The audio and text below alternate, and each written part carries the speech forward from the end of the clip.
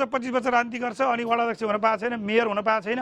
अनि मेयर भएका भोलिपल्ट उसलाई स्कर्पियो गाडी चाहियो। किन चाहियो?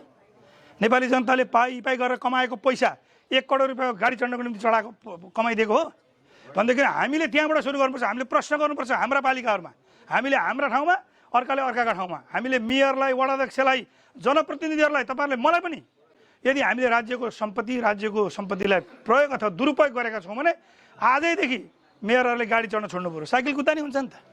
ठुल्ठुला देशका राष्ट्रपतिले पैदल यात्रा साइकल चढेर चाहिँ राष्ट्रपति भएको इतिहास छ।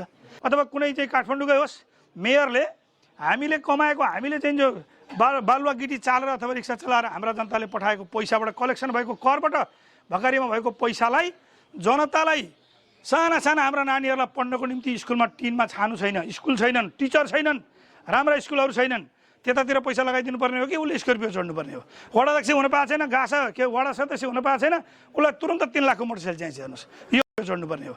वडा अध्यक्ष हुन पाएको छैन, वडा सदस्य हुन पाएको छैन, उसलाई तुरन्त 3 लाखको मोटरसाइकल चाहिन्छ। हेर्नुहोस्, यो भ्रष्टाचार हो कि? भ्रष्टाचार यो हो।